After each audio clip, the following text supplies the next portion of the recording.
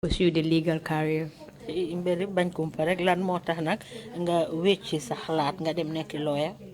I think my late father always wanted to be a lawyer. But in those days, you had to be privileged to be a lawyer. And he was kind of like living his dreams through me. I was effectively his proxy. So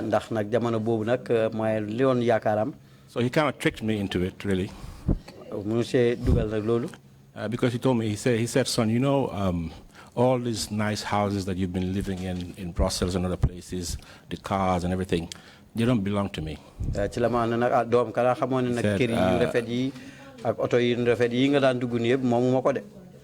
I'm at the pleasure of the state, and anytime they can decide to move me to China or to Russia. So he said, I'll advise you to be an independent professional. So that if anything, you can work for yourself. You can also be a diplomat if you so wish. I believe he made sense. So I was convinced. So you can say that I am an accidental lawyer. Thank you very much for that. After you were enrolled as a barrister and solicitor, what area of law did you pursue?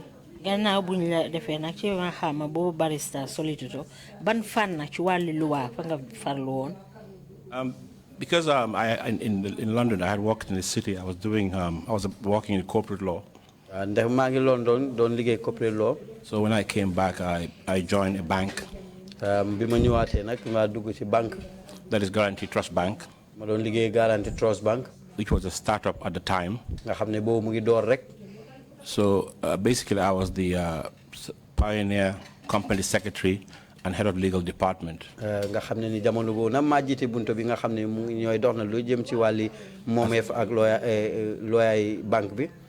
well as head of corporate affairs responsible for their branding. And head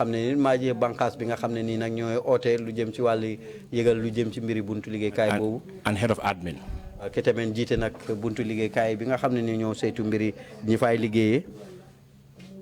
That was my first job in the Gambia. And for how long did you serve as the head of legal for Guarantee Trust Bank? I served for about just under 3 years. And during the time when you were serving as the head of legal for Guarantee Trust Bank, did you have any other role that you played outside of the bank? Jamono ji nga xamé nak ya jité won bunti loi bi ci Guarantee Trust Bank na amon na yeneen yëngu yo xamné yang ko doon defal bank bi. I mean, you mean outside my employment in the bank? Yes, outside of the bank. Yes, yes, indeed. From the time I got back home, I joined the Bar Association and have been an active member from 2002 to date.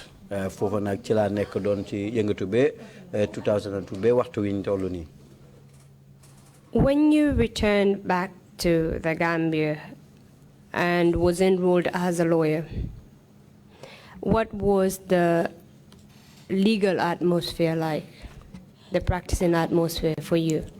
Jamono ji nga xamé né nak delu ci wat nga fi ci biir réewi Gambia bañ solal la mbaxana lawyer bi nak jamono joju mbiri loi naka la doon doxé fi ci réew mi. I mean, I spent a good time of my legal career as doing solicitor's work in the bank. Defna na lu bari nak ci suma mbiri liggéey bobu nonu ci bank bi. But I was also very active in the bar. Waye nak terewul ma ngi doon dox bu baax tamen ci mbotay lawyer yi. And I realized early on that the practice of law in the Gambia is an occupational hazard nekk na liggéey boo xam ne nii bu doy waar la. Was very challenging. nekk na loo xam ne lu dingatu la. And then I felt that it was very hard for a lawyer to really practice their trade freely. ma gis ne dana jafe lool pour lawyer def li ñu war a def ci seen sago. And independently. te itamit duñ wéeru itamit ci kenn. And I'll give you examples that I first came across whilst I was. ma jox la ay misaal yi nga xam ne moom laa njëkk a jëf la daj bi ma njëkkee. Whilst I was head of legal at Guarantee Trust Bank. jamono bi nga xam ne nag maa jiite woon bànqaas bi dox ci wàllu luwaa ci Trust Bank. My first taste of the medicine of the former president and his tendencies of wanting to control everything was during the time that my bank had lent money to Baba Job. su ma njël benn yoon boo xam ne nag ci laa mos naqar ak yaa jàmme ci jëflante bi mu doon jëflante pour not lu jëm ci bunti loi bi mooy jamono bi suma banque lebalee Baba Job xaalis. In fact, Baba Job had a company called YDE, Youth Development Enterprise. Baba Job jamono bu ngi am compagnie bu ñu xamee YDE di buntu bi doona ci wàllu yokkute ndaw yi. At the time they were amongst, if not the biggest, one of the biggest rice importers. xam ne jamono boobu nag ñooy ñi nga xam ne ni ñoo ëpp ci li indi maalo fii ci réew mi. And the Guarantee Trust Bank were one of their bankers. te Guarantee Trust Bank nag fa lañ daan dencee seen xaalis bi bokk na ci. As required in lending, bank lending. ci sarta yi nga xam ne dëppoo na ak lebalante xaalis ci banque bi. Baba Job as shorty. Baba Job na jamono jooju dafa am kum garanti woon. No, as shorty, as the guarantor. waaw moom dafa garanti woon nit. Pledge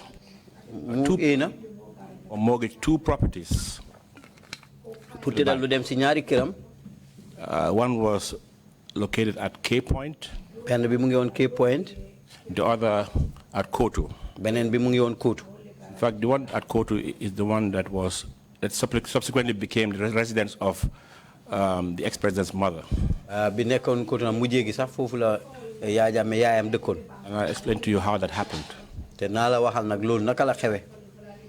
So the bank gives Baba Job the money, or YDE the money. banque bi na jox Baba Job wala YDE xaalis bi. And then he defaults in his payments. ca pay ga nag mu am ci rëq-rëq. At the time that Jammeh came on TV. jamono boobu nga xam ne Jammeh na génn na ci télé bi. And said that everything that belongs to Baba Job belongs to him. dal di wax ne nag lépp loo xam ne nii daal moomee fi Baba Job la. moom moo ko mujjee moom. Who was this Baba Job at that time? Baba Job mi jamono boobu. I think he was the leader at the National Assembly. He was the leader. He was the leader at the. He was part of APRC. bokkoon na ci parti APRC daal. And apparently was the leader of the Green Boys. nga xam ne mujjee gi moo jiite nag Green Boys yi. And he was the majority leader in Parliament, I believe, at the time. te yaakaar naa moo jiite woon parti bi ëppoon si néegi député yi di majority leader. He was a very powerful man. ni ko am doole la woon fii ci réew mi. And what relationship, that is if you know, did Baba Job have with the then President Jammeh? Léegi ban jokkoo bu dee xam nga ko moo nekkoon diggante Baba Job ak président ba woon. Well, it was reported that he was really the president's right-hand man. moom nag nekkoon na koo xam ne daa wóolaree président bi la woon. And he exercised a great deal of power. dan doon jëflante lu aju ci doole bu am dayo. And was reported to be fronting for the financial dealings of the president. te tamit nag nekkoon na koo xam ne ni daal jiite woon na lu jëm ci wàllu jëflante koppar bu président bi. In this case, Baba Job pledged to be the guarantor for his company, which was YDA, and he defaulted. Yes. And he said, my apologies, the president made an announcement over the TV saying whatever belonged to Baba Job belonged to him. Yes. And we actually went to court, the bank. ci lañ mujjee nag dem court ak banque bi. To recover the funds we had given to him, because bank's funds they belong to the public, to our depositors. bu ko fee nag pour nañu jot koppar yi nga xam ne nii moom lañ leen joxoon ndax alali banque bi nit ñi ci biti ñi nga xam ne ñoo denc seen xaalis bi ci banque bi ñoo ko moom. And lawyer Chief Tamedu was the external solicitor of the bank. Lawyer Sirif Tambedu nag moo nekkoon lawyer bi nga xam ne moo doon dox nag lu jëm ci wàllu jëflante biti bu banque bi. So he filed an originating summons at the High Court. Ci la bind nag samoon ci High Court bi. And we had judgment. Ci loolu nag ci la ñu am àtte boo xam ne def nañ ko ci court bi. And pursuant to this judgment, lu aju nag ci àtte boobu. the court agreed that those properties will be forfeited to the bank. Bu ko fee nag ñu ne ba alal kii pak ni kër yooyu nag danañ ko jox banque bi mu jéegi pour fay ko. That is these two properties I mentioned earlier. mooy ñaari kër yooyu nga xam ne moom la tudd ci gannaaw.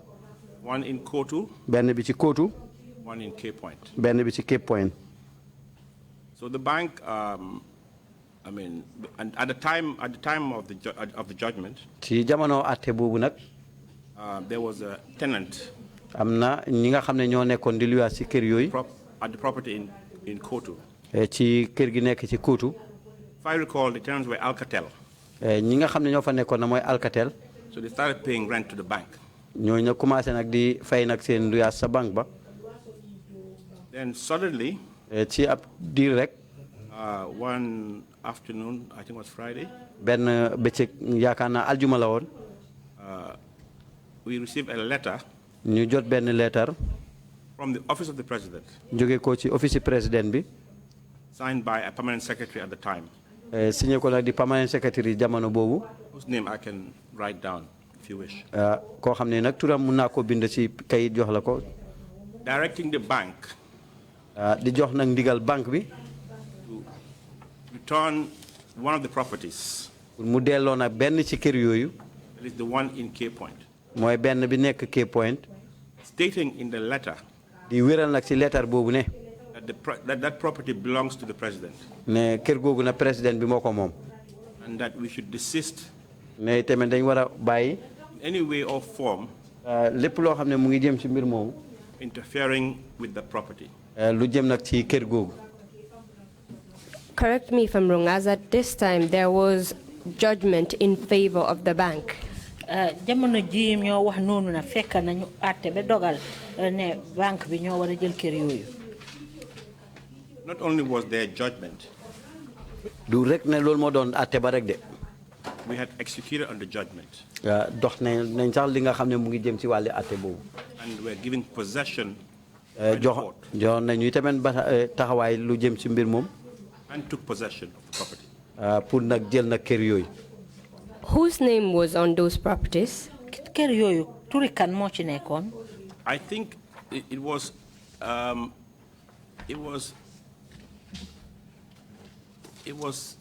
not Baba Job's name. It was I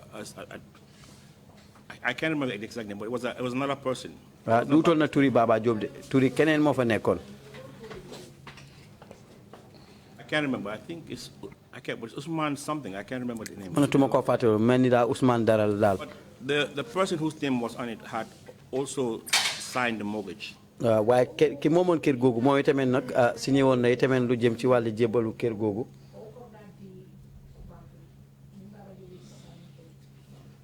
So the property was properly pledged as far as the law is concerned. kon nag nga xam ne ni nag kër googu nag ni nga xam ne noonu la ko lu waa tëddale daal joxe woon nañ ko. Secure the loan. pour nag mu ñu jal di jël nag kër googu bor boobu. I just want to come back to what happened. dama bëgg a delluwaat ci li xewoon. So basically, we got a court judgment. biñ amee àtte boobu. Possession of the property. ñu moom na kër gi. Or the properties rather. kër yi. She went to a court order. comme ni nga xam ne noonu la ko loi bi tëddale ci àttekaay bi. Already started collecting rent. bañ commencé nag di jël ay luyaas fay luyaas googu foofu di ko fa fayeeku. And the letter came. letter bi nag ci la ñëw. And what followed was the NIA also came to the bank. NIA yi tamit ñëw si banque bi. On a Friday. ci bési aljuma. And asked that the bank should refund all the rent that they received in cash. te tamit nag ne na banque bi delloo mboolem koppar yoo xam ne nii jël nañ ko fa ci fay luyaas googu. Under what authority did the NIA ask the bank to refund all the monies paid to it by the tenants for its own lawful property that was given to them by the court.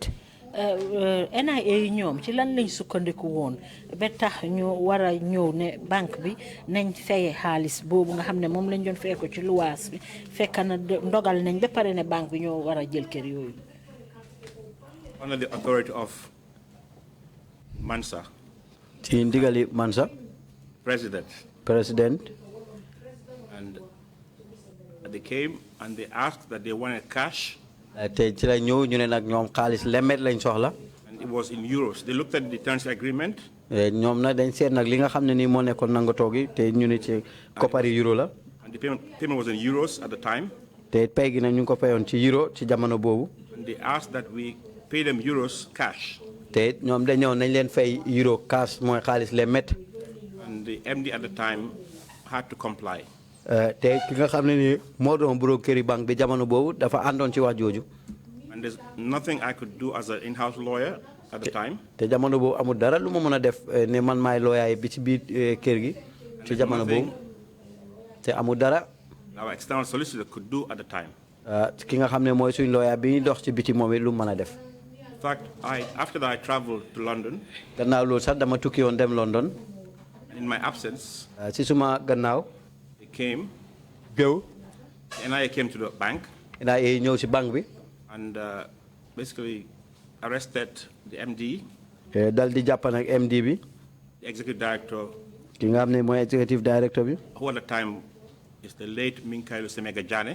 nga xam ne nii mooy ndem si yàlla Minkailu Semega Jane. And head of finance Mohamed Gilen. ak ki nga xam ne moo jiite woon bunti koppar gi di Mohamed Gilen. And I was also supposed to be there, but I don't know. Fortunately, I was not in town. man sax bokkoon naa ci ñi waroon a jàpp ne waaye nag jamono jooju nekkuma woon fi tukki naa.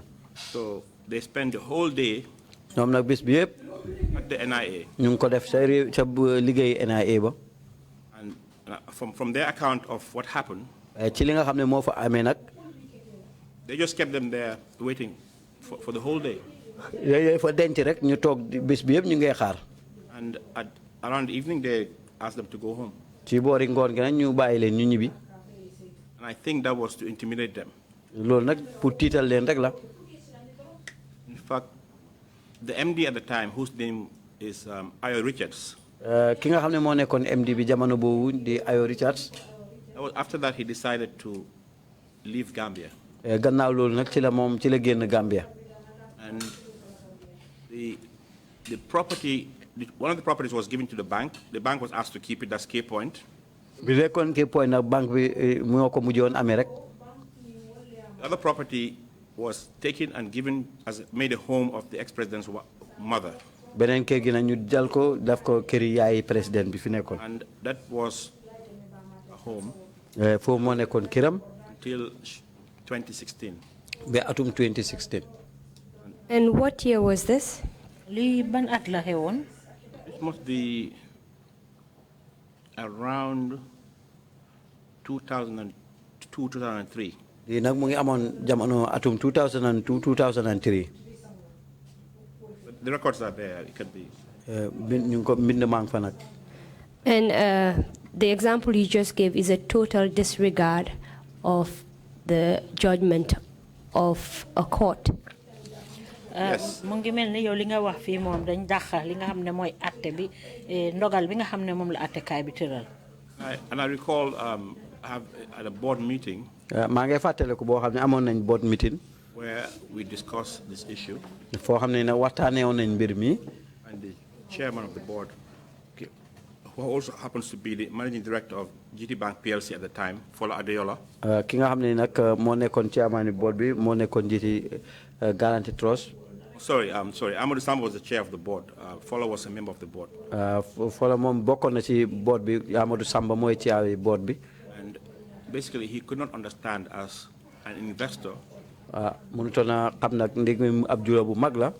Who at the time has invested over $10 million in Gambia. nga xam ne ni na jamono boobu dal dina dépassé lu ëpp $50 million ci Gambia. And simply have the president take its property. gis ne président bi jël na alalam. And he even said maybe we should just pull out of Gambia. ci la wax ne jamono bi dafa foog ne sañ war a génn Gambia rek. And consider our investment as R&D, research and development money. nga xam ne nag seen dépasse boobu daal dañ ko def rek pour lu jëm ci wàllu nafar ak yokkute.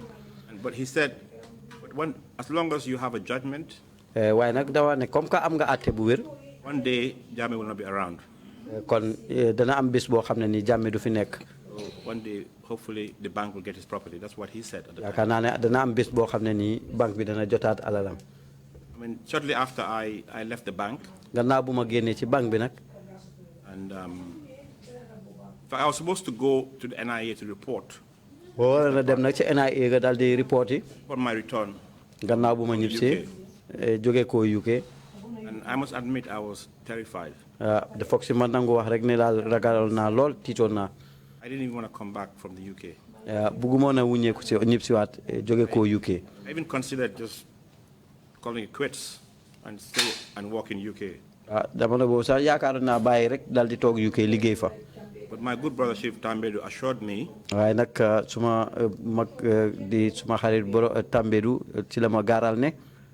That everything has been taken care of. ne daal lépp daal dinañ ko tëral. And the reason why they wanted to speak to me was that li taxoon ñu bëggoon a wax moom mooy doon ne. I was the one that prepared the mortgage. man maa nekkoon ki nga xam ne ma bindoon nag lu jëm ci wàlli nangatoo yooyu ñu sësale woon ci diggante banque bi ak mbiri kër yooyu. As the in-house lawyer. ndigam na man maay lawyer bi nga xam ne maa doon dox ci biir banque bi. But fortunately, waaye nag mujjee gi. I did not have to visit the NIA at that point in time. waaye nag demumoon sax pour dem seeti NIA gi ci waxtu woowu. So thereafter, gannaaw loolu. I joined Ousmane Jammeh, known as Master. ci laa ànd ak Ousmane Jammeh ñu xamee ko Master. And then started private practice. ci laa commencé nag di yaxantu nag ci dox dépasse mbiri lawyer. This was your first experience of the ruthlessness of the Jammeh regime and the fact that they were not even afraid to butt into the judicial system and flaunt the orders of the court. lii mooy sa njëlbeeni jànkuwante boo xam ne joxoon na sa diggante ak nguuri Jammeh taxawaay yi nga xam ne ñu ngi ko doon jël pour dax li nga xam ne moo di ndogali àttekaay bi. Yes, and I just recalled what actually, when my learned friend, Mr. Tambedu, gannaaw loolu suma xarit Mr. Tambedu went to the NIA, bi mu demee ci NIA gi. he informed me that the entire proceedings of the court ci la ma wax nag ne mbooleem luy doxalee ni court bi. were actually copied and sent to the NIA. yëpp nag daal dinañ ko sottandeku yóbbu ko nag ci NIA bi.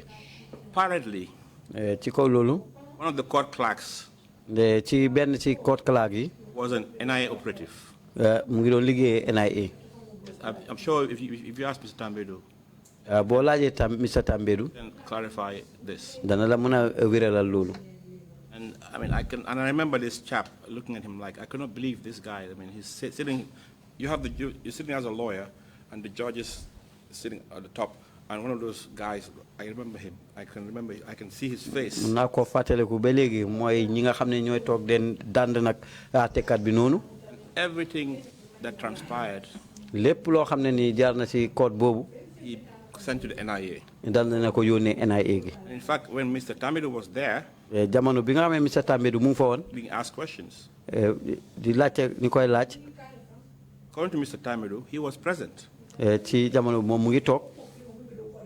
So then that's when I knew that Jammeh had operatives in the judiciary itself, working within the judiciary. ci laa gëm nag ne Jammeh de amoon na ñu ko doon liggéeyal ci biir judiciary bunte àttekaay bi foofu. How did you feel when you received news that the court clerk was an NIA operative? yow nag loo yëg bi nga jotee xibaar bi ne clerk bu nekk ci àttekaay bi moom NIA laa liggéeyal. I mean, I was shocked. I mean, this is like the courtroom is our sanctuary as a lawyer.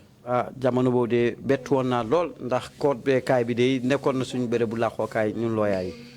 You like is your temple or your church or your mosque. soo bëggee nga ne sax sa jumaa la wala sa church wala sa njaamokaay. If you don't feel safe and secure in your sanctuary, then you don't feel safe and secure in your church or your mosque. soo bëggee nga ne sax sa jumaa la wala sa church wala sa njaamokaay. If you don't feel safe and secure in your sanctuary, then you don't feel safe and secure in your church or your mosque. bu fekkee nag ne yow sa kaaraange wérut ci fi nga xam ne mooy sa bérébu làqookaay bu mujj. Can you really be safe and secure anywhere? ndax yow mën ngaa yaakaar ne da nga mën a uur fenn fu ne. And Jammeh was not afraid to defile that sanctuary. te Jammeh moom ragalut woon de pour yàq foofu nga xam ne mooy seen làqookaay bi. There were no limits. yaa Jammeh amutoon limite. After this first brush with the executive, gannaaw jànkuwante boobu nga am nag ak njiiti réew mi. you said you went into private practice. gannaaw bi nag ci nga dem di liggéeyal sa boppa. Did you have any other experience when you started in the private practice? bi nga commencé nag di liggéeyal sa boppa ndax am na benn jànkuwante bu ni mel boo xam ne dox na seen diggante. Suddenly, over the course of time, I mean, I've had different encounters. waaw ci jamono nag ci liggéey boobu am na ay jànkuwante yu bari. Experiences in my capacity as a private lawyer. lu aju nag ci suma liggéey ne lawyer buy doxal boppam la. I think more importantly, around 2003. li ci gën a am solo nag ci atum 2003. Around 2006, sorry. ci atum 2006. I became a member of the Gambia Bar Association Executive. ma bokk na ci kilifa yi nga xam ne ñi ñoo seq nag mbootaay lawyer yi ci réew mi. Under the leadership of Ami Bensouda. ci njiitalu Ami Bensouda. And when we, as a new executive, ci comme kenn ku ees ci kilifa yooyu. I recall. maa ngi fàttaliku. I was very excited as a young lawyer. boobu nag maa ngi sawar lool nekk lawyer bu ndaw. Let's say youngish lawyer, I would say. di lawyer bi gën a ndaw nekk xale daal.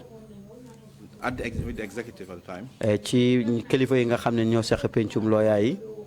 Our first or inaugural meeting. ci suñ jotaay bu njëkk.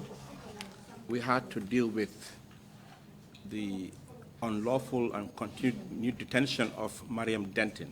lu jëm ci jàpp goo xam ne nii ak téye goo xam ne dëppoota yoon bu Mariam Denton. Sorry, Mrs. Mariam Denton. Mrs. Mariam Denton. Just before we proceed with that issue, balaa ñoo continuer ci mbir moomu. can you recall the name of the court clerk? mun ngaa fàttale ko court clerk boobu nga doon wax noonu ne ngay liggéeyal NIA turam. I mean, I mean, not for sure, but I can write something down. I think I recover a last name. You may do so on the sheet of paper.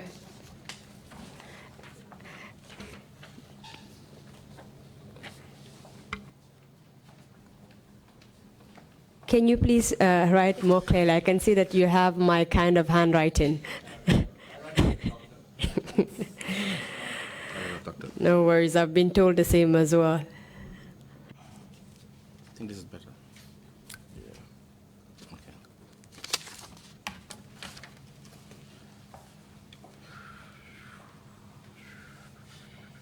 Just before we proceed with the issue of Mariam Denton, you were telling us that you newly joined the bar as an executive member in 2006. atum 2006 yangi dora dugga ci walli kilifa yi nga xamne ñoo amé doxalini lawyer yi.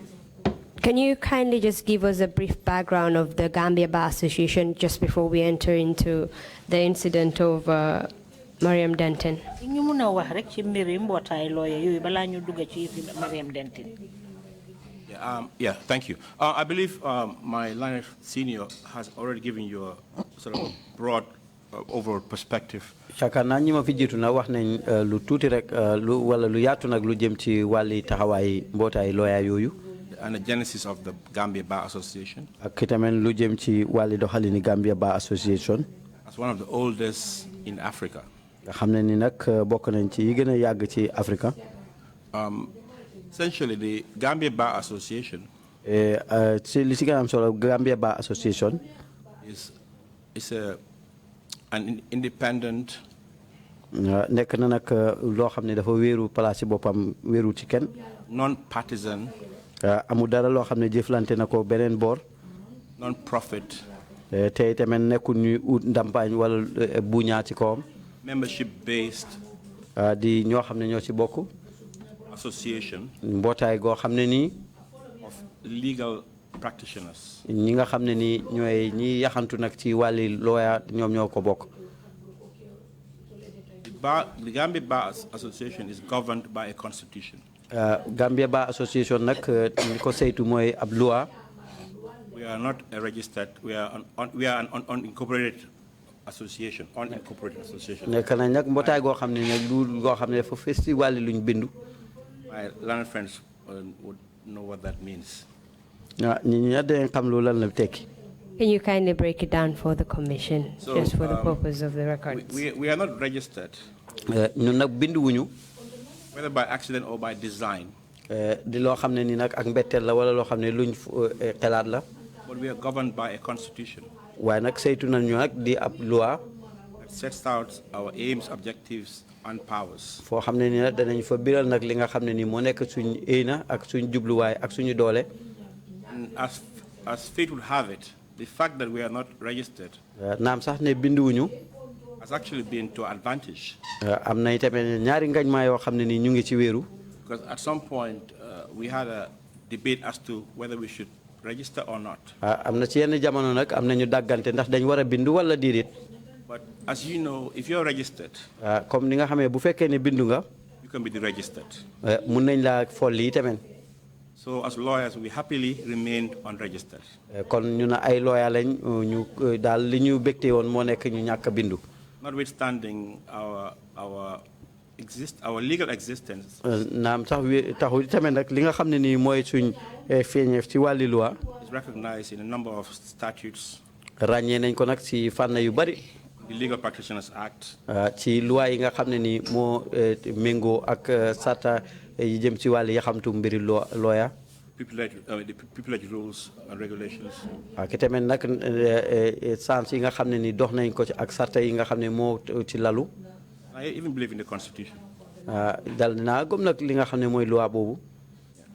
And in terms of our aims and objectives. bu ñëwee nag ci li nga xam ne ni mooy nekk suñu yéene ak suñu jubluwaay.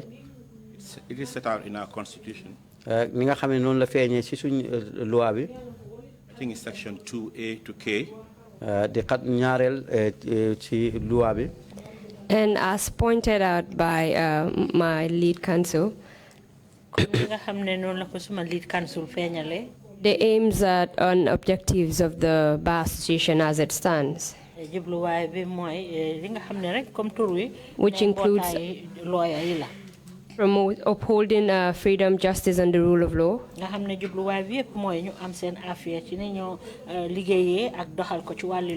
maintaining and defending the honor, independence, and the integrity of the legal profession,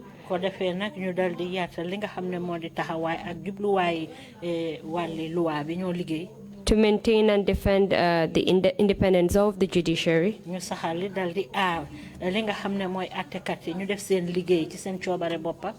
and to promote fundamental rights. My learned senior pointed out to learned counsel that these objectives put the bar at odds with a dictatorial regime, which was Jammeh's government.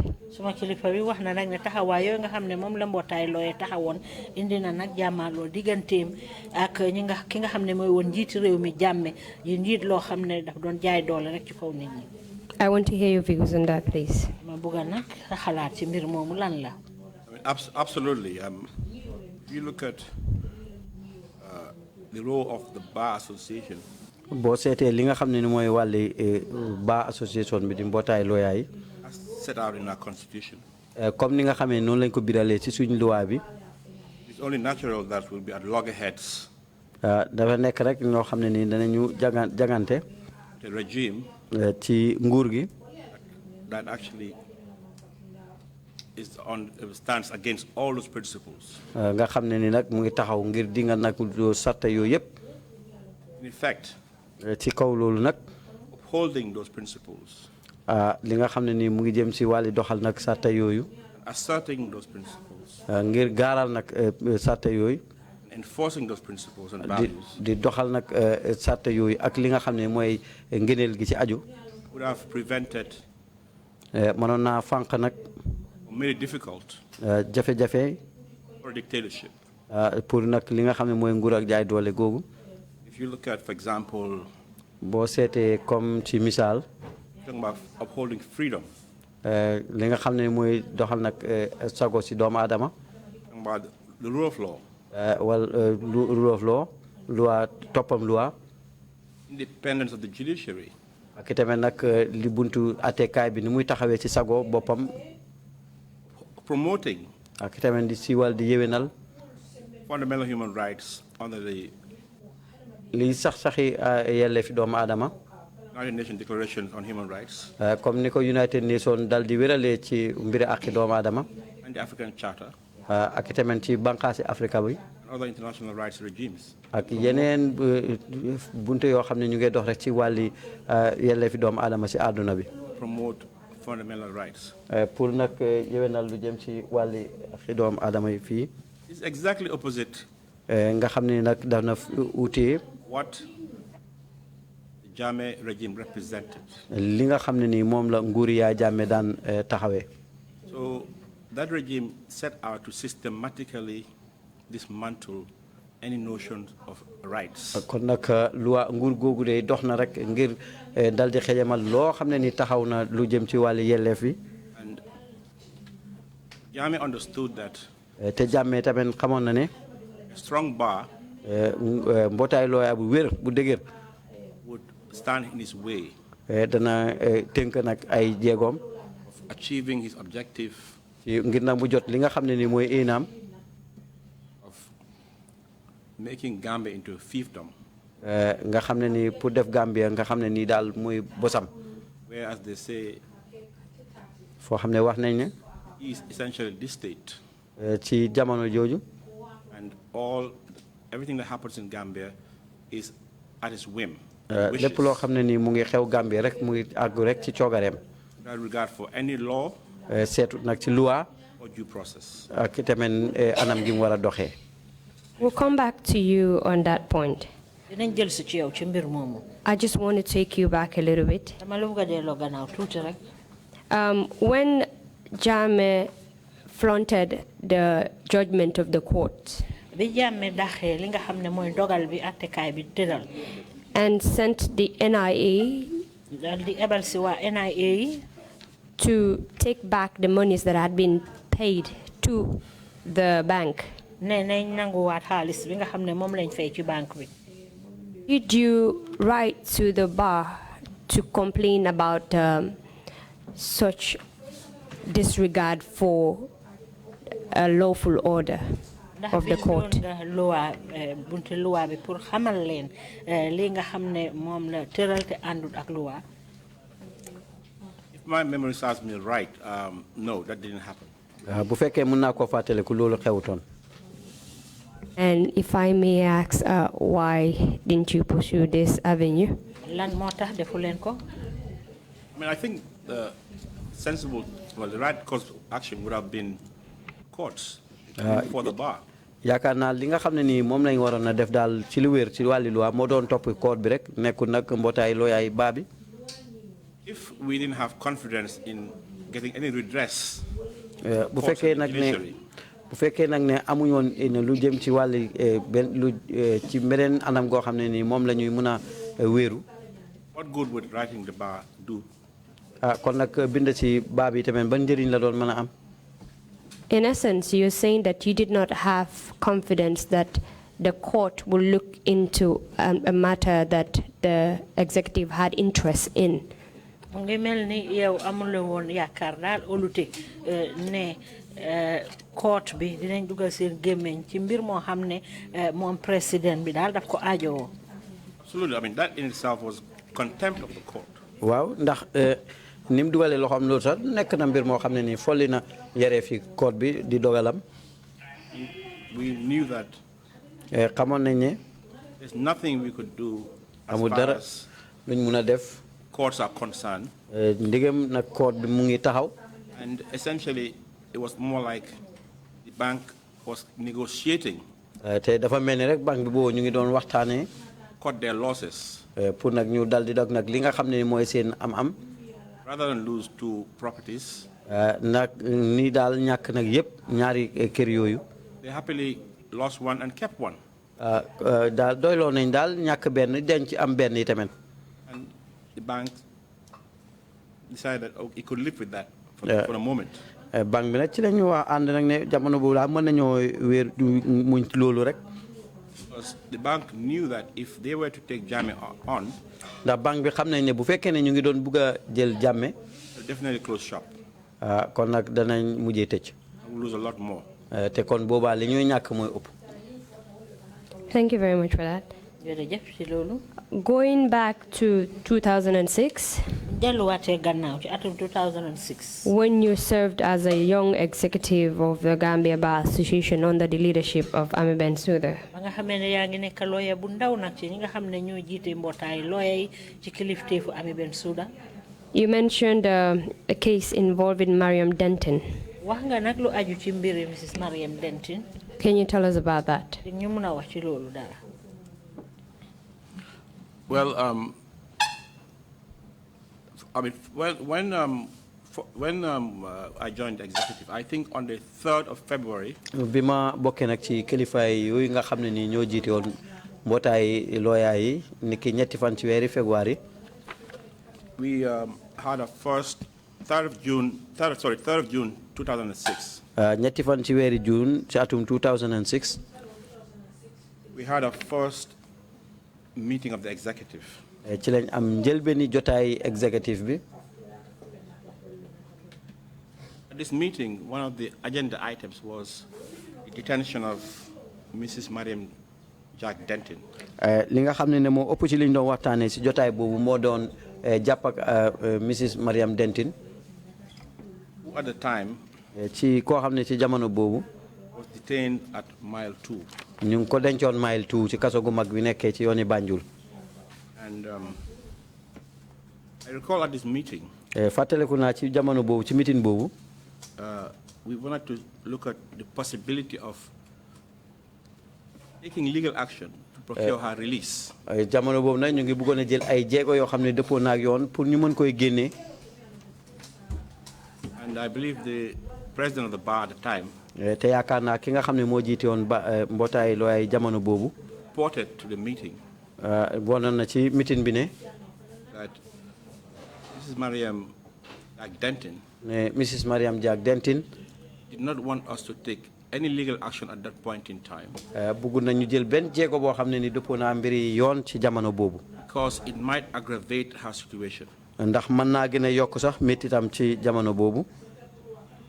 And I mean, as a young lawyer, nga xam ne ni comme lawyer bu ndaw jamono boobu. I couldn't understand or mënu moo na xam booba. fathom a situation where foo xam ne ni nag. there is a senior lawyer. yenn ci kilifaay lawyer yi. In fact, she's the first female to be qualified as a lawyer in the country. ndax bokk mooy njëlbeeni lawyer bu jigéen ci réew mi. Unlawfully detained. ñu dal di ko jàpp ci loo xam ne jàppoo dëppoot ak yoon. Mile 2. ci kaso gu mag gi nekkee ci yooni Banjul Mile 2. And we as lawyers. te ñun ñi nga xam ne ñooy ay lawyer. don't use the law. mënuñoo jëfoo loi bi. help our colleague. pour dal di dimbale suñu nawle boobu. And in this case, your colleague also did not want you to use the law to help her. ci kaw loolu tamit yow sa nawle boobu bëggutoon ngeen jëfoo loi bi pour dimbale ko. The material time, yes. waaw si jamono boobu waaw. And that's because she believed that that would aggravate her situation. Yes. lim go mooy ne daal loolu mun naa yokk jafe-jafeem.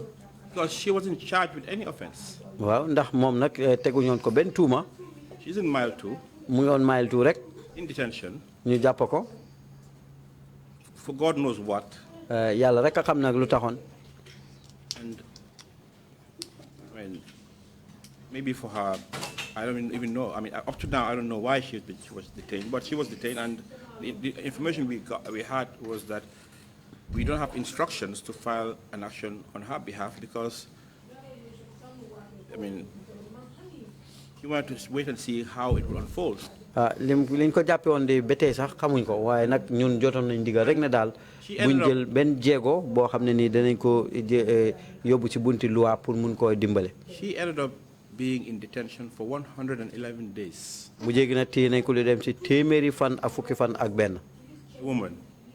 te jigéen. Such stature and distinction. ci koo xam ne ni nag ku seel la si liggéey bi. Incarcerated for 111 days. ñu jàpp ko nag ci téeméeri fan ak fukk ak benn. te amul dara lu tax. And at that point in time, ci jamono boobu. A group of female lawyers. ay mbootaay lawyer yu jigéen yi. Led by Ida Drame. jiite ko nag di Ida Drame. Mrs. Bensouda. Mrs. Bensouda. Awa Sabali. Awa Sabali. And Rachel Mendy.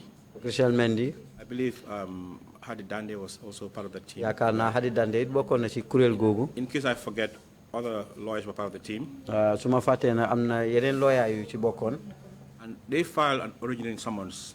dañ bindoon nag ay summons. And eventually procured her unconditional release. bu ko nag ci lañ fexe ba génne ko ci anam goo xam ne teguñ ko benn sarta. I can, if you wish, I can give you a document. You can actually admit it as an exhibit. That would be useful. bu fekkee demen nag nangu nga dana am kayit yu ma la jox yoo xam ne ni mun nga koo tëddal di ay seede.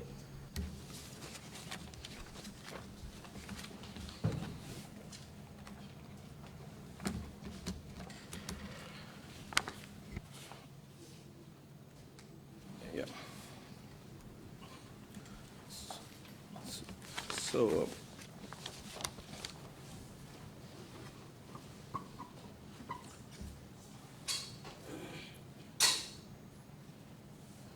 this is the ruling of the court in the case of Mariam Denton. Who is the applicant here? Against the Director General NIA. The Inspector General of Police. The Chief of Defense Staff. The Director General of Prisons. And the Attorney General. And as you rightly mentioned, she was represented by female lawyers, several female lawyers.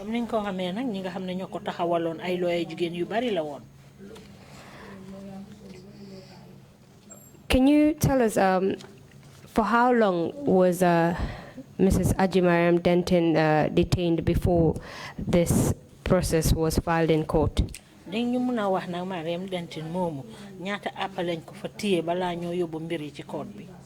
What I can confirm to you, and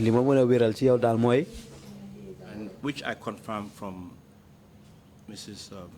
Mariam Denton herself. Mrs. Denton She was detained for 111 days. And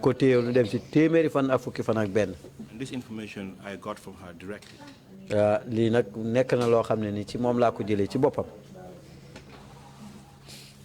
And this is a ruling making an order to release her unconditionally.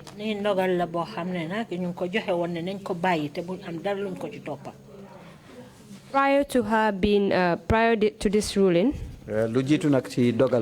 was she in fact charged with any offense before the court? Not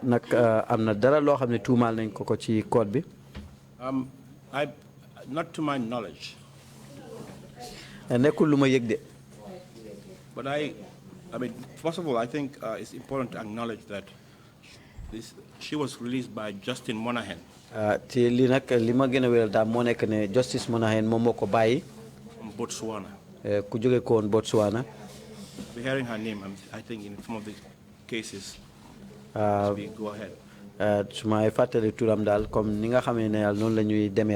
of the independent-minded judges. The judge yoo xam ne nii ku taxawal boppam la ci jamono boobu. And I'll assume one of the Commonwealth judges at that time. Indeed. Commonwealth judge jamono booba. And My apologies. Did Aji Mariam Denton have any access to lawyers during her detention at Malto prisons? Mrs. Mariam Denton, jamono biñ ko téye ci kaso bi nekk Malto, ndax mënoon naa gis ak lawyer yi? I must admit, I assume she did at some point, because information we got was from her initially not to file, and I believe this suit was also filed. They had access to her. Li ma mën a gaaral daal mooy am na yenn jamono daal mënoon na ko amoon na daal bu mu jokkantoo ak lawyer yi. So my involvement was in my capacity as secretary of the GBA. Li ma ci fekk rek moo nekkoon jamono boobu maay secretary bu mbootaayu lawyer yi jamono boobu. The information I have is secondary information. Bataaxel bi ma ci jot nag luñ sottandeko la rek la. We've actually received testimony from Land Council Nene Cham that she was in detention for several weeks before they could have access to her.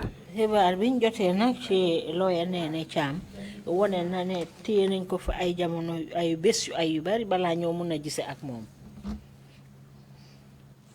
I also think it's important to exhibit the minutes of the meeting I mentioned earlier. Yaakaar naa itamit bokk baax dana ci doon am solo pour ñu dal di fi tëddal liñ sottandekoon ci jotaay boobu nga xam ne moom lañ doon waxtaanee comme li ma leen ko waxee woon ci njëlbeen. Can we have a look at the minutes, please? Dañ mën a seet loolu.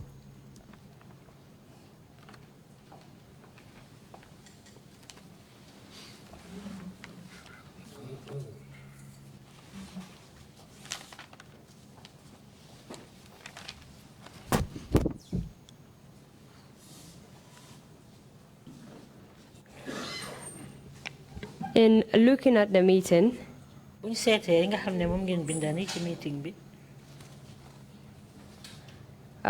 is reported that the president of the bar had a meeting with the National Assembly to procure the release of Ms. Denton.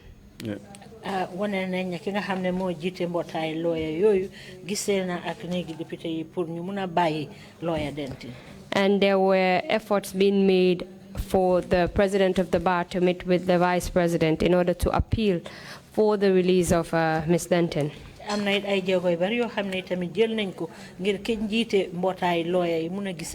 President Denton. Yes, I mean, all the steps were taken.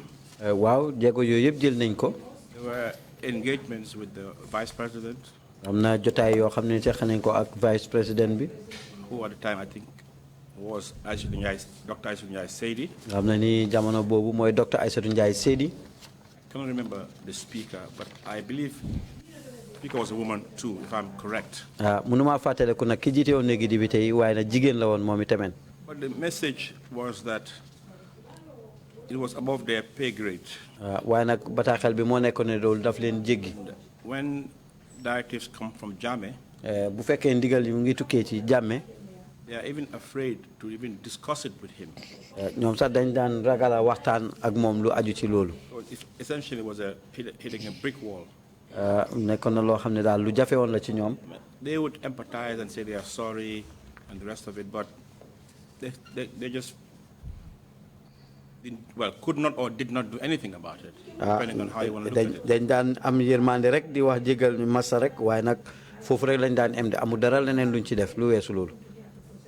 Even the Speaker of the National Assembly could not do anything about this issue. Even the Speaker, Vice President, Attorney General. In fact, we wrote a letter to the Attorney General. Do you have a copy of that letter? I have a copy. And which I will give to you in a moment. Kindly read the relevant portion for the Commission. I mean, I think it's important that I read the entire letter. If you may. Thank you very much.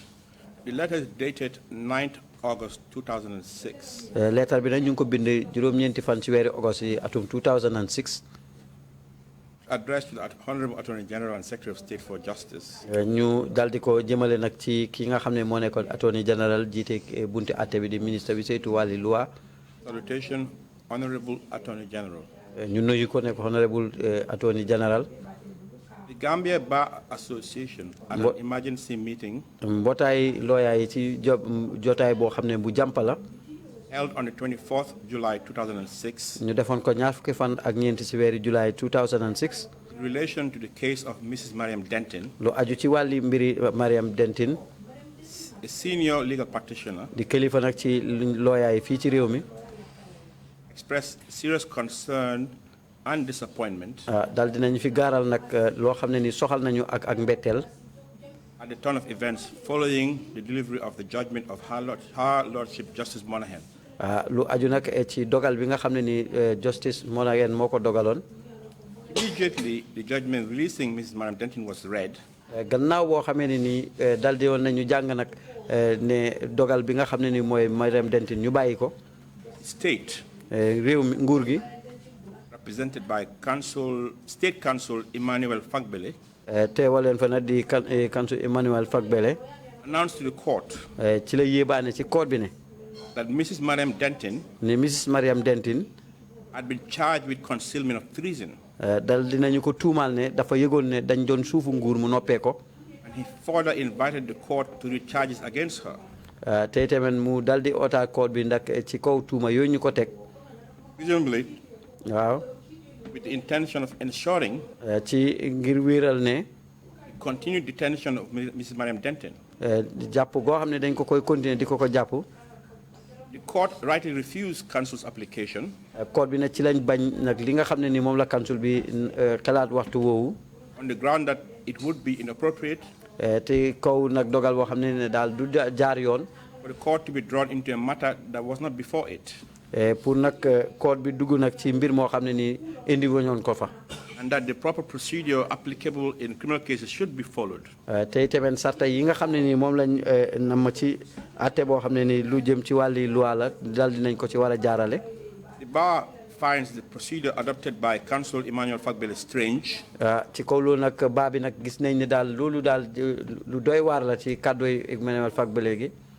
reprehensible. tey tamit nag nekk na loo xam ne daal luñ mënta xam la. contrary to the duty of counsel as a legal officer. loo xam ne ni dëppoowut ak taxawaay bi nga xam ne jëm na ci wàlli loi. and in flagrant disregard for the authority of the court. tey tamit nag dal dina dégg fa naar loo xam ne mu ngi jigee ko ci ndigali court bi. whilst the Gambia Bar Association does not question the discretion of the state to charge any individual suspected of having committed an offense. loo xam ne nag di nga tuuti tamit nit pour ñu teg ko tuuma loo xam ne ni daal moom mu ngi jëm ci wàlli tuuma yu mel noonu. in this particular case. waaye nag ci mbir mi. the bar is of the view that informing the court. baa bi nag yëg ci pour yëgal ko ci court bi. of the preferring of charges against Mrs. Denton. lu jëm ci wàlli tuuma yi nga xam ne ni moom lañ teg ci kaw Mrs. Denton. who had been detained without charge for over 3 months at the time. koo xam ne ni nag dal dinañ ko te jàpp ko nag lu dem ci ñetti weer ak lu teg. when her release had just been ordered. tey tamit nag bàyyim ñu dal di koy joxe ndigal léegi ci saasi. undermines confidence. nekk na loo xam ne dana suufu kóolute. in the sanctity of judicial orders. ci cet ak order ndigal loo xam ne ni mu ngi jëppoo wàlli loi. and respect for the rule of law. ak itamit ciral nag li nga xam ne mooy topp loi. although since this decision was taken by Ms. Denton, Ms. Denton has been released. naam nag nga xam ne ni Mrs. Denton bàyyi nañ ko. Executive of the Gambia Bar Association is of the strong view that. ñi nga xam ne ni ñoo jiite nag mbootaay lawyer yi am nañ gis-gis bu dëgër ne. the message should be delivered. bataaxel bi war nañ koy àggale. because as leader of the bar. nga xam ne ni ñoo jiite mbootaay lawyer yi. to bring to your attention. foog si rek ñu yëgal la ne. any matter of concern to the bar. lépp loo xam ne ni soxal na baa bi. undermines the standards which undermines the standards. loo xam ne ni dana suufu taxawaay yi. we should all cherish as lawyers. ñun ñëpp nga xam ne daal foog si rek ñu dal di ci xirtu nag ne ay lawyer lañu. and salutation. ci ak nuyute. signed Ami Bensouda. signé ko nag di Ami Bensouda. CC secretary to the bar. nga xam ne ni copie bi dal di woon nañ ko bindi mu dem ci baa bi. As at the time the state council, Fakbili as he then was, made that submission that charges have been preferred against Ms. Denton. Did the state in fact file any charges with respect to concealment of treason against Ms. Denton? Ndax nguur gi nag amoon na benn tuuma boo xam ne tegoon nañ ko Miss Denton di wone ne dafa yëg suufu nguur ba pare noppee ko. To the best of my knowledge, ci li ma yëg, no charges, no such charges were filed against her eventually. amul benn tuuma boo xam ne nii nag dal dinañ ko ko teg. She was blackmailed into being a witness. waaye nag dañ ko tuuma rek yàq deram nag ne daal seede na ne. I think there was a coup d'etat at the time. I think it might have been a Ndour Cham coup d'etat. nga xam ne daal coup d'etat moo amoon fii ci réew mi muy coup d'etat yi Ndour Cham bi. And unfortunately, she was blackmailed into being a witness. foo xam ne daal dañ ko tuuma rek ne daal moom seede la woon. Over a matter that she knew nothing or had nothing to do with. ci mbir moo xam ne ni amul dara loo xam ne ni yëg na ko ci wala lum ci def. And in this regard, the State Council, Fakbili, gave false information to the court with respect to concealment of treason charges filed against Ms. Denton when it was not filed. Bon dafa mel ni Fakbili moom dafa wax loo xam ne dafa réeral court bi di wane ne dafa xam suufu nguur ba pare noppi waale ko te fekk loolu amul. Well, the facts speak for itself. waaw dëgg ji de waxal ne wonal ne boppam. I think what the takeaway, amongst other things, is that yaakaar naa leneen li ci ajural ak yeneen yu ci mel. which you can discern from the tone of our letter. loo xam ne nag mën nañ koo silanteeg li nga xam ne ni mooy lettre bi. Prosecutor attekat yi. is a legal practitioner first and foremost. nekk nañ koo xam ne ni nag ku taxaw la ci àll nag lu ci wàlli atte. Or duty to the court. tey tamit nag di loo xam ne ni dogali court bi la. And the manner. ak ci anam gi nga xamee ne. despicable manner. ci anam gu doy waar gi nga xam ne ni. which that particular state council. nga xam ne ni state council boobu di looyaay nguur googu. tried to get Miss Denton detained. di fexe pour Miss Denton ñu jàppaat ko. by bringing a matter to a court. di indi nag mbir moo xam ne ni ci kanam court boobu. when the issue was already functus because that court couldn't have entertained. nga xam ne ni nag court boobu mënutoon naa jël loolu. and he knew that. te xamoon na ko. but luckily. waaye nag ci absence dëgg. just luckily. chance dëgg de. here's a judge. gis nañ fi am ci judge boo xam ne nii. was dictated by her conscience and by the law. dal di woon na ànd ak li nga xam ne moom la ko xelam may ak luwa bi. and did not entertain. tey tamit nanguwutoon ko. that reprehensible behavior. loo xam ne ni ci wàlli jikko xelaatam boobu. someone. kenn ku ne kenn koo xam ne. who's part of a noble profession. moom bokk na nag ci liggéey bu sell bi. and this was a trend. tey tamit nag lii nekkoon na loo xam ne ni demuwaay la. and the culture. di aada. the state law office. ci loo xam ne daal mooy loi office loi yi fii. and it is important to note. tey tamit nag am na solo lool pour wéral ne. the attorney general. ki nga xam ne nii moo nekkoon attorney general bi. is the nominal leader of the bar. moom itamit bokkoon na ci itamit ci bar bi. by traditionally. ci aada. so that's why. loolu moo tax. the letter was addressed to the attorney general. lettre bi nañu bindoon ko ci attorney general bi jamono boobu. Did the attorney general respond to the letter written by the bar? Letter bi nga xam ne moom la lawyer yi bindoon attorney general tontu na ko. I cannot remember. It's possible. I can't remember. mun naa nekk nag waaye suma xel jàppatutoon ko. And who was the attorney general at this time? jamono boobu kan moo nekkoon attorney general bi. I can't remember. I don't want to guess. Munuma ko fàttale ko de bëgguma nekk rek di tombel rek. Mr. Chairman, I believe that This is a convenient point for us to stop. It's already 11:30. Then we can resume in about 30 minutes and proceed with the testimony. Thank you, Council, and thank you, Mr. Taal. We will resume at 12:05. Meeting is adjourned. When we touch down, better broke down.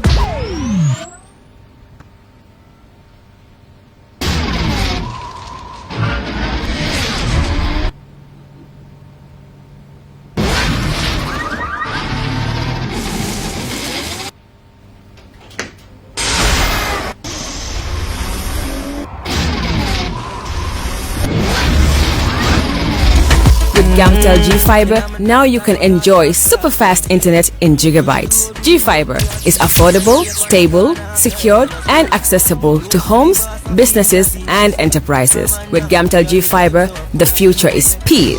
Gamtel, creating a brighter future in communication. That's how she became mine and see the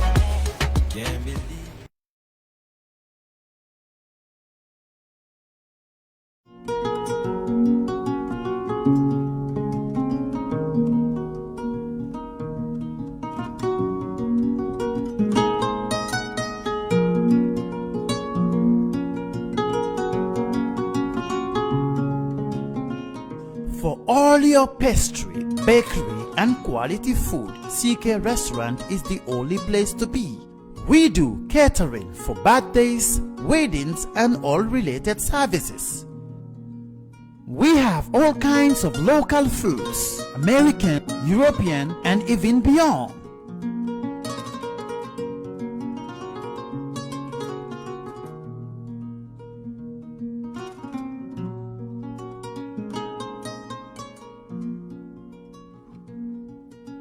Come and have a taste of our local juice, ebe, and other services.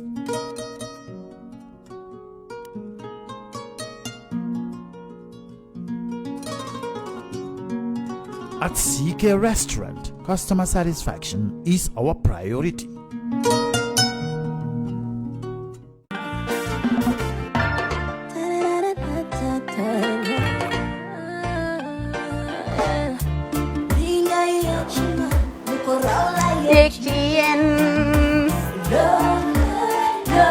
Love like fire.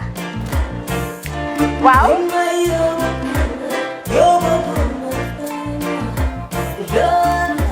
Love like fire. Xam ngeen rek affaire bi xam ngeen fan la? Skincare la. 2020 lañ wax de. Waaw. Fii nag mooy Kerr fan Kerr zero tache. Perfect skin. Skincare saa su ne rek niñ ko dee defee rek. Loo lañ soxlaati rek. Maanaam bu dee am problème ci seen skin yéen xam ngeen fan la fii ngeen di ñëw suma xarit yeeg am di jàmm yi nga xam ne taas daf lañ sonaloon xam nga doon xeesal ba laka xum éneew ma lañ ko nag waaye just in case comme ni ko gars yi di waxee rek en cas just in case loolu xew xam ngeen fi ngeen di ñëw fii ngeen di ñëw Skincare Plus si yu baax rek la ñoo dox nag ay baax rek fu ne la ñoo dem ci réew mi di lañ indi rek nag products yu baax du Paris du Italie du USA du fi mu nekk nii sax boole nañ ci nag Sweden fu nekk lañ leen a indilee products bu dee tamit nag da nga ñuul rek ñu lay jamaa natural beauty that melanin dripping we do have stuff for you as well emuñ si skincare products rek ñu ngi ci cuub yi tamit fu ne la ñoo jaar in fact sax last commercial bi ñu defoon waxuñ leen woon ne dañoo dox ci ay kawar 9A grade rek nag waaw we do have bundles as well hair si lu ne la ñoo dox ñun ñu ngi ci rafetal jigéen rek luy taaral jigéen rek waaw boo leen di tukki tamit bëggoon rek classic suitcase ñu dañoo dox ci ay Samsonite duñ dee indi any brand of suitcases though other than Samsonite comme li ma dee wax rek boo eggee airport dëri Samsonite dafa am nuñ laa xoolee waaw ngeen ne lan nag waaw skin ci moom la ñu gën a xamee nag skincare products ci moom la ñu gën a xamee ñu ngi dox tamit bentey tamit si ay dàlla man waaye man nag skincare mooy suma specialty xam nga rek jigéen bu sa xar kanam réglé loo def mu jag am nañ Patricia Reiner, Kiwi Eye, the whole range, Lighten Up Gold, Tomatine. I mean, the list can just go on and on and on and on.